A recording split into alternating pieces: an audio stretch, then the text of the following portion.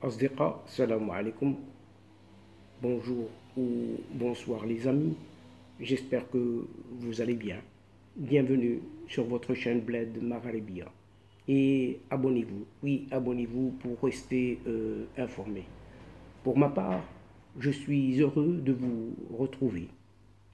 Chers amis, mesdames et messieurs, cette vidéo évoque un certain congrès, oui, un certain congrès prévu normalement, oui, normalement, à quelques semaines, oui, quelques semaines seulement, en ce début de janvier, et dont c'est un certain mouvement, un mouvement séparatiste du Polisario, pour ne pas le nommer, tolère une certaine création d'une certaine entité d'opposition. Oui, vous avez bien entendu, une entité d'opposition. Mais en attendant que ce qui est appelé un secrétariat général de ce Polisario, qui daigne communiquer sur sa réunion. Oui, sa réunion du jeudi 29 décembre dernier. Une nouvelle entité qui se proclame d'opposition, entre guillemets, a vu le jour dans les camps de Tindouf, alors qu'un chef qui se dit suprême en cette entité et en ce Polisario, eh bien, ce chef s'accroche à son poste. Et jusqu'à présent, la marraine algérienne n'a pas encore réagi, sachant aussi que des alliés de ce Polisario et des proches du Maroc aussi commencent leur mandat au Conseil de sécurité de l'ONU, de cette organisation des Nations Unies. Et donc, chers amis, à quelques semaines seulement de son congrès, le Polisario tolère la création d'une certaine entité d'opposition. La nouvelle année, oui, cette nouvelle année 2023 commence dans les camps de Tindouf par l'annonce, oui, l'annonce le 1er janvier qui vient de passer de la création d'une coalition d'instances dites réformistes, entre guillemets, on verra, réunies sous la bannière de certains militants du Front. D'emblée, ces promoteurs précisent dans un communiqué leur attachement au cadre du Polisario en tant qu'unique et légitime représentant de ce peuple sahraoui et leader de son combat dans sa marche libératrice, soi-disant jusqu'à parvenir à exercer son droit. Vous savez à quoi? À ce qu'ils appellent bien évidemment leur autodétermination. Cela reste à voir, oui, bien entendu, cela reste à voir. Ce qui ressemble à un acte d'allégeance, destiné à épargner aux membres de cette entité, oui, cette entité fantoche d'être taxée de traître à la solde du Maroc et d'en payer les conséquences, toutes les conséquences.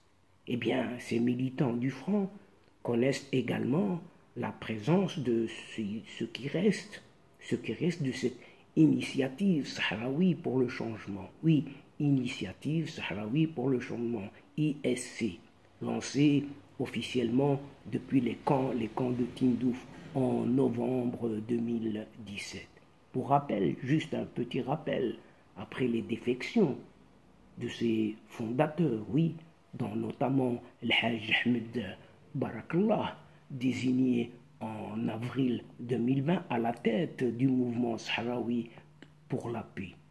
L'ISC, bien cette ISC, Initiative Sahraoui pour le changement donc, avait suspendu ses activités au lendemain de l'annonce du retrait du Polisario, du cessez-le-feu d'un certain 13 novembre 2020, et bien juste pour renforcer l'unité nationale. En tout cas, c'est ce qu'ils affirment. Et comme pour l'initiative sahraoui pour le changement, l'ISC, les militants du Front dressent eux aussi un réquisitoire contre les revers et les graves reculs des valeurs et autres principes ayant présidé à la création de ce Polisario. Oui, création du Polisario, mais créé surtout par une certaine Algérie, d'un certain Bouharouba, oui, Bouharouba, alias Boumediene. La coalition pointe aussi la dominance d'une structure politique et administrative, longtemps, très longtemps aux commandes du projet national. Les dépassements et les sévères irrégularités commis par les représentants de la direction de ce mouvement séparatiste et leur incapacité après 50 ans, oui, après 50 ans au pouvoir, de réaliser les objectifs des Sahraouis. Et si les militants du Front ont appelé à se débarrasser des responsables inamovibles, indéboulonnables et séniles surtout, et à les juger, oui, à les juger, ils n'ont pas apporté leur appui à l'un des candidats à diriger le Polisario, dont le nom sera connu lors du 16e congrès prévu du 13 au 17 janvier prochain, normalement, ce qui n'est pas fait jusque maintenant. Et force est de constater que ce n'est pas la première fois que les camps de Tindouf, ces camps de Tindouf, connaissent la proclamation d'entités dites d'opposition, tolérées par la direction du Polisario et l'Algérie, tant qu'elle ne remette pas en question ces lignes rouges, oui, ces lignes rouges franchissables, infranchissables, établies par les deux alliés. La nouvelle enseigne, oui, cette nouvelle enseigne, annoncée ce lundi dernier, ne s'inscrit pas en rupture avec ce modèle en vigueur depuis déjà 50 ans. Il est déjà vieux, oui, il est déjà vieux de 50 ans.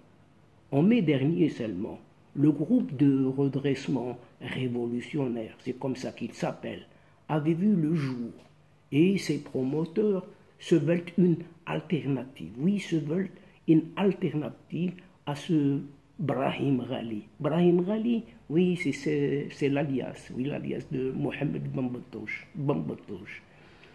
L'annonce de la création des militants du Front, eh bien, intervient alors que ce secrétariat général n'est pas encore parvenu à se mettre d'accord sur le nom appelé à diriger ce Polisario pour les 4 années à venir. Les prétendants, eh bien voici les prétendants à ce poste, sont Abdelkader Talba Omar, représentant du Front en Algérie, Bachir Mustafa Saïd, lui est considéré comme ministre conseiller à la présidence, oui, Brahim Ghali lui-même, dit Mohamed Bambatoche, oui lui-même, le chef actuel, le chef suprême, et un certain Mohamed Ibrahim Biadillah, ancien coordinateur des milices armées. Mais en attendant ce fameux congrès du Polisario, oui, qui se laisse désirer actuellement, eh bien, un certain Mohamed Bambatoche d'Ibrahim Ghali s'accroche coûte que coûte, mordicus, à son poste. Et à défaut d'un compromis entre les membres du secrétariat général du Polisario sur le nom qui devrait prendre les commandes du Polisario dans les semaines à venir, eh bien, Bambatoche a désigné ce lundi un comité restreint, composé de ses plus proches fidèles pour la préparation de ce 16e congrès. Et l'instance présidée par Mohamed Salem Ould Selk, ce pseudo-ministre des Affaires étrangères, oui, compte également les adhésions de Mohamed Salem Baïsat, dit ambassadeur en Afrique du Sud, lui.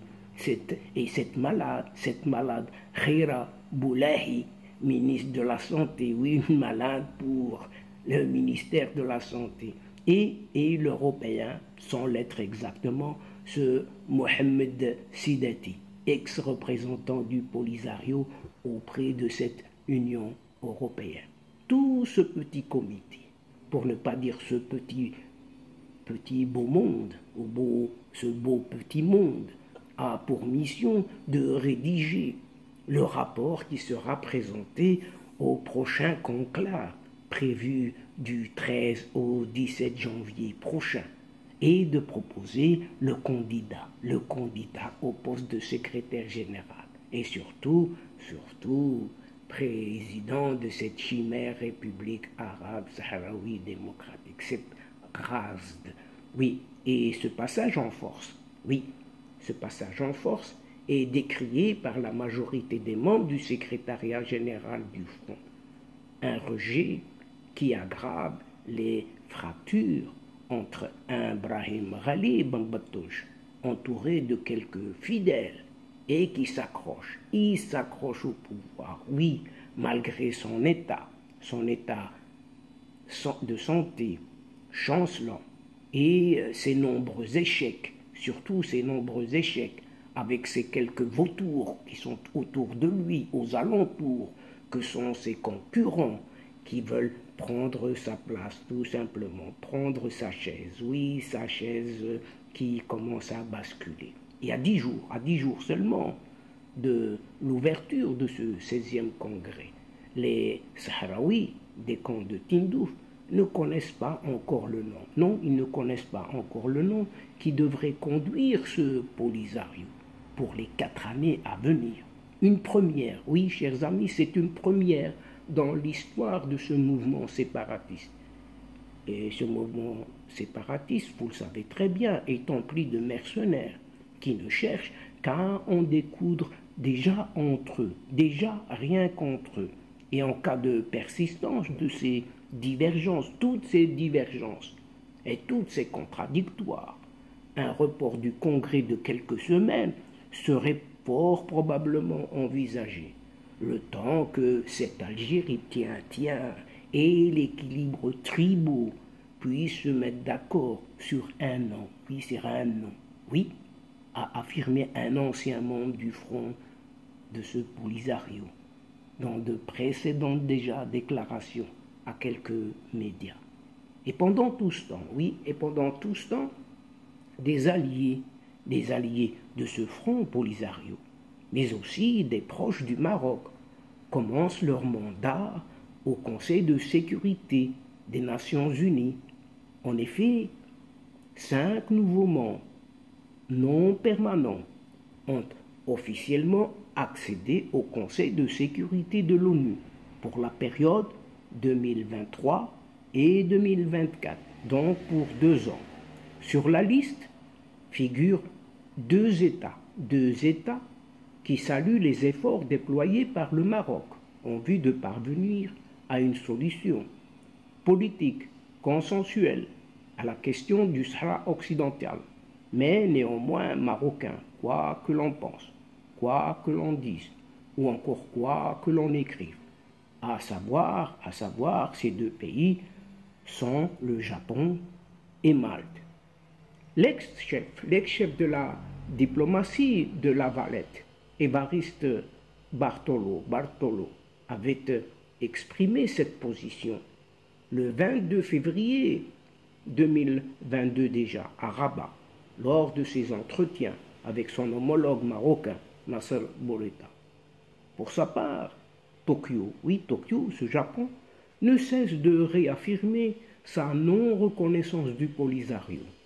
Et cet incident de la participation de ce Bambatouche Brahim Ghali au sommet de la TICAD, tenu les 27 et 28 août dernier en Tunisie, a donné l'occasion aux responsables japonais de la réitérer à plusieurs reprises déjà.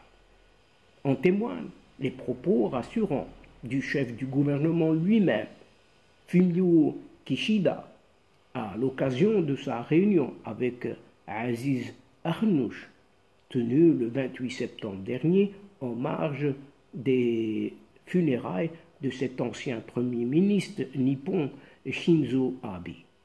Le Japon assure en ce janvier 2023 la présidence tournante des 15 de ce Conseil de sécurité des Nations Unies.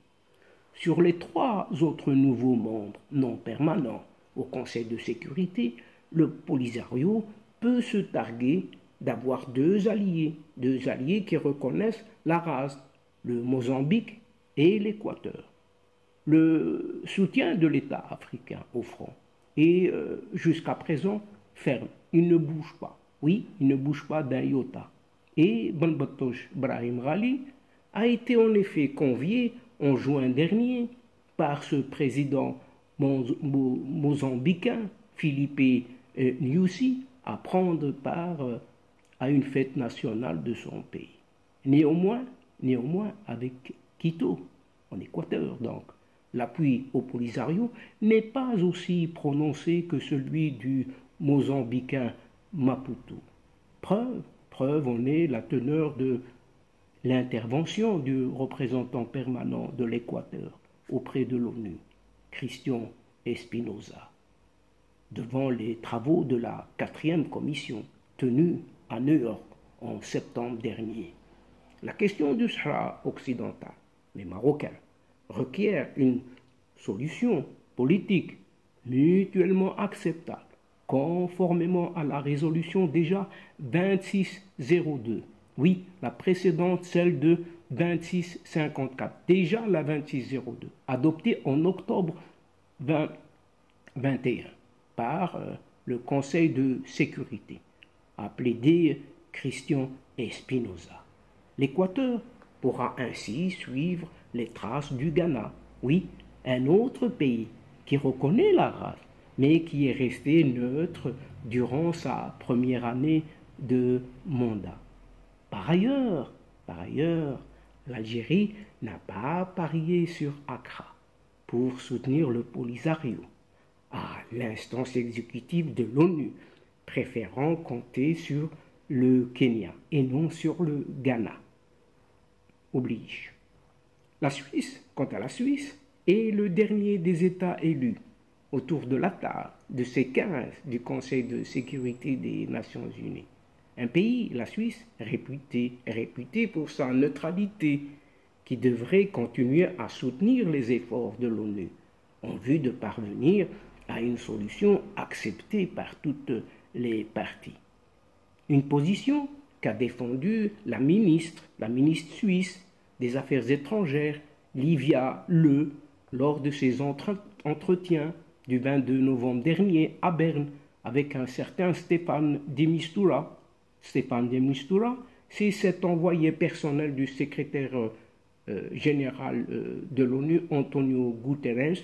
Eh bien, c'est un envoyé spécial justement pour la question de ce Sahara marocain. Au Conseil de sécurité, eh bien, le Maroc, lui, peut encore compter sur l'Albanie, le Gabon et les Émirats arabes unis, et dans une moindre mesure peut-être le Brésil et le Ghana, qui disposent d'une année de mandat supplémentaire. Une année, oui.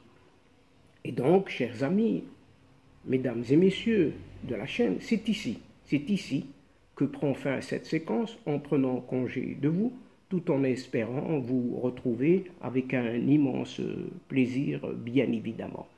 Merci pour votre fidélité en nous écoutant jusqu'au bout des séquences, vos séquences. Mais n'oubliez pas de nous aider mutuellement et de nous soutenir en vous y abonnant en masse et de faire abonner tous les gens que vous connaissez afin d'être informés rapidement. Aussi, n'hésitez surtout pas de partager au grand maximum autour de vous vos séquences vidéo.